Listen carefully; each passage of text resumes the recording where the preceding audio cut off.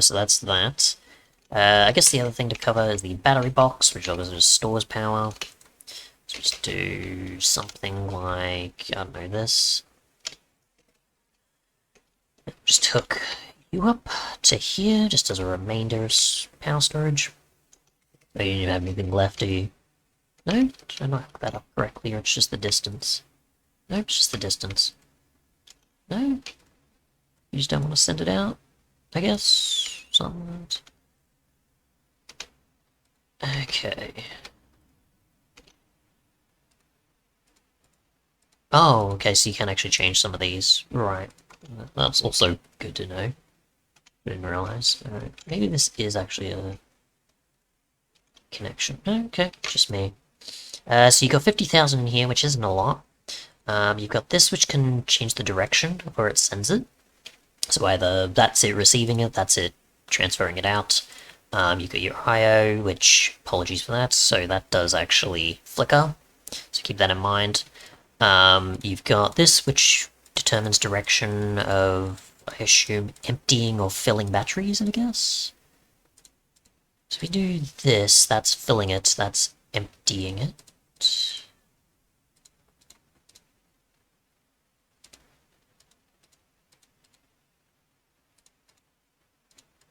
I guess something like that. Yeah, so that's already full, so that's why that's not doing it. But yeah, so you can cycle between the different things this does, sending or receiving power. So you can do that. Obviously, you can probably send them out via items, possibly. But yeah, so that's that. Obviously, it doesn't have a multiplier because it doesn't need it. But that's how that works. Obviously made with a fair few things. Obviously the carbon one takes a bit to get access to, but either way. Next we've got the pump, which is pretty useful. Made like so, requires compressor. And this obviously gets your water as well as lava, which some other pumps I've sort of tested and that for some reason don't actually have them, which is interesting. We'll just get this set up quick. So it's already got a ton of power in there, and that'll be fine. So we can hover over this, and it's already got water for us. You can see the up and down there, so for, I assume, buckets and pipes there, needs a fair bit of power. That'll just immediately send it out. We just get a tank real quick from a Megacraft. This should probably work, I think. There we go, so I need to change that to up. I think, something like that. Okay, fluid. Real quick. This, and this, and this. There we go, that'll work. Yep, so you do need a few pipes to get that one going, or you just use buckets in here, basically. You usually get the fluid out. Obviously it does work on lava. I've tried it in the nether at certain points, so I do know it works. We'll just get, say, set up here. I keep forgetting you can actually press those buttons and keep toggling which direction it goes, I just forget. But there's only so many that are there, so that's why I keep forgetting, probably. So let's do this, and we'll get this here, we'll go this, and that'll eventually, let's go that there. This just doesn't want to work for me. I have gotten it working, I've tried it. I have tested this, I know you work. It's because it's not deep enough?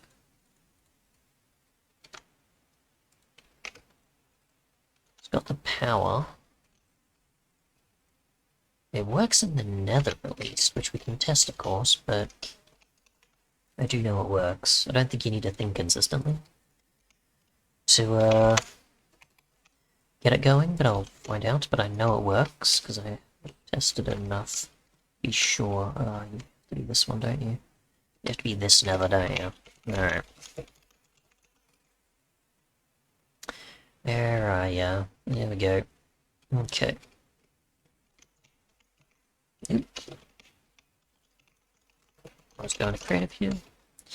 And we'll set this up like so. Oop. There we go. That's probably because it needs to know where to send it, maybe afterwards, I guess, I don't know. Something like that, so there, and there, and we'll just get, oh no, some other thing to set up. Oh no, we'll get a glow panel from a Megacraft, that'll make things easier to generate power for us, because it doesn't have to rely on anything other than glowstone. It's literally surrounded by glowstone. So that's easy enough. We'll hook you up. And you can see it does generate the lava there. So it works better in the nether, or it just needs a larger area of lava to make it work. I don't know for water if you can just use like a 2x2 sort of thing, like I was doing with lava, but it just wasn't acting on it with lava. But you can easily get lava that way. And obviously you can send it out through a thing as well. Oops. This way. There we go. You don't even have to configure the inside of the machine. So that is that. Okay, so that's the end of those. And we'll just slash game bar, keep inventory. And we'll slash kill.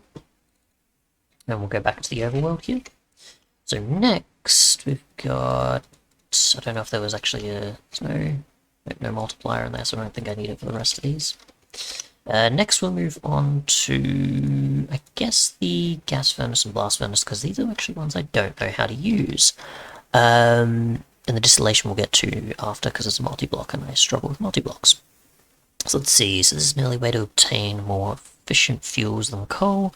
Purpose is to convert coal into coal coke, which can be used in a primitive Stirling generator or other stuff, but for longer times. Okay. So we place this down, which you can see, it's made like so, is the conversion part. So we put this here, you can see it has no power, but it has a conversion part there, and I do actually need that quartz multiplier. So it doesn't say recipes, as you can see there, so there's nothing there.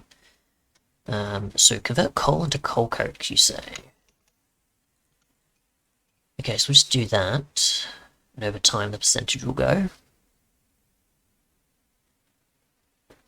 Just check that, and maybe we get some coal coke. We'll speed that up. You can see the tick amount is going much quicker, even if by a bit. And obviously coal coke, you can get double the equivalent of what coal can give. Obviously another chance at carbon dust if you want to. Coal dust, we can put it in a Stirling generator, and you can see the differences of those there. 128 with charcoal. Coal block giving, obviously, an extended amount of things. Pet coke, which is that. Coal coke and coal. How you get pet coke is crude oil, which we'll get to those soon. That's how that works, so good to know, because I didn't understand that part before. We'll go to the gas furnace, which just operates off liquids. Okay, so we put this here. It's obviously made like so. And it has blast furnace equivalent recipes. Okay. Can configure from those sides. Which I don't think the blast furnace allowed for, did it? Just gonna check just in case. Up and down, and that's it. This also has a quartz multiplier option. Alright. So fluids. Let's see. It's kind of like something like gasoline. I don't know if it means like that. Maybe? I don't think it means like anything else. So like, I'm not expecting like the red fuming one to work in here, I don't think. Yeah, I'm not expecting that. Yeah, so just typical fuels that you would put in here on this side. So not the oxidizers, but the proper fuel-based ones. It's got an interesting tank on the back. So if we put in, for example, I don't know, just like an ore, I guess. Got nothing else to smelt, for example. It consumes 250 there already. It takes a bit to process, like so. Okay, so it just consumes the 250, then eventually works itself out for maybe the equivalent of, say, coal 8 or something, I don't know. The multiplier will do its thing. Yeah, obviously that has a 4 buckets limit there, so that'll just do its thing for a bit. So that's got a certain percentage. It's 50,000, so that'll do